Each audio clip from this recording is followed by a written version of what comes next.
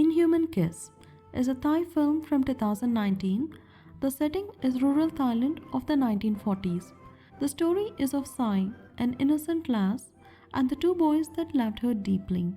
Oh, and also, Sai is a Krasue. What is a Krasue, you ask? It's a creature that looks like a human woman and lives among us during the day. After sundown, its head detaches from the rest of the body, but her internal organs are still attached to the head. Flying across the night sky, it feeds on animals, but its preferred meal seems to be unborn babies. The creature is found in the folklore of many Southeast Asian countries and known by a variety of names. If ever there was a romantic horror, this is it. A large part of the movie is devoted to the young love, answering the question, how would you deal with your relationship if the one you love turns into a Krasue? As off-kilter as it may sound, the movie plays it all straight. The romance, the tragedy, the terror the village is subjected to due to the Krasue's nightly strolls, everything. The upshot is it is at once endearing and makes you go, what am I watching? The romance itself is old-fashioned, shy glimpses, smiles, saying without saying much, kind. It is as innocent as it can get. I guess it's appropriate given the setting of the movie, and let's talk about the setting. It forms the ideal backdrop for the story. Tender romance, the rustic setting and the simple way of life are there to set the ambience. Time to show some horror.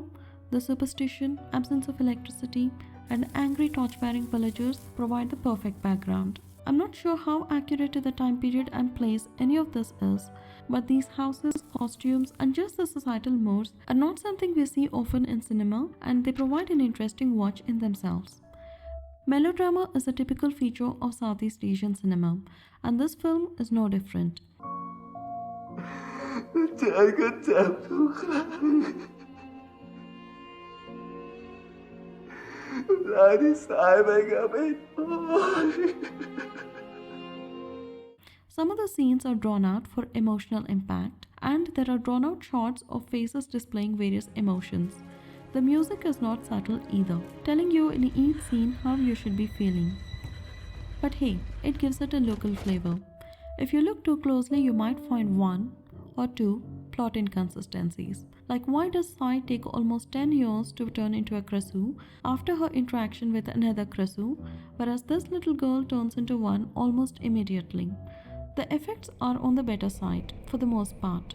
Strangely, they seem to improve as the movie progresses. Or perhaps it's me, getting more absorbed into the movie as it progressed. For it is easy to overlook whatever drawbacks the movie might have when it's so unpredictable and crazy. We are unfamiliar with 40s Thailand, hence we cannot guess the character's way of thinking or the options open to them. The same goes to the Krasue as well. We are not aware of its mythos or the rules in which it operates. So, there is no anticipating what might happen next, and what happens next is usually something crazier than before. The Krasue is a tragic monster. สายถึงได้รู้ว่าสัตว์ประหลาดมันก็มีหัวใจ Sai is an innocent girl who wants to be a doctor and care for her village folks.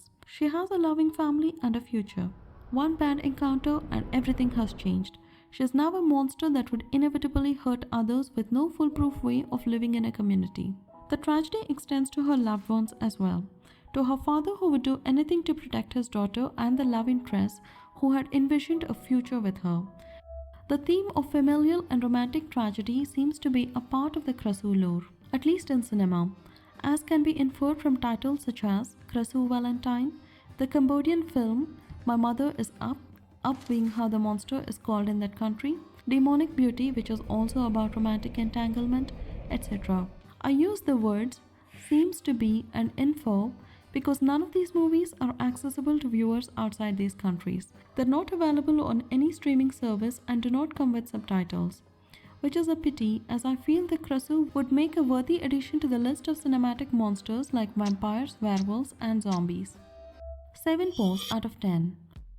What other lesser known monsters or creatures would you like to see more often in cinema? Let me know your thoughts in the comments below. Also, if you like my video, please subscribe. This is the Disembodied Voice, signing out.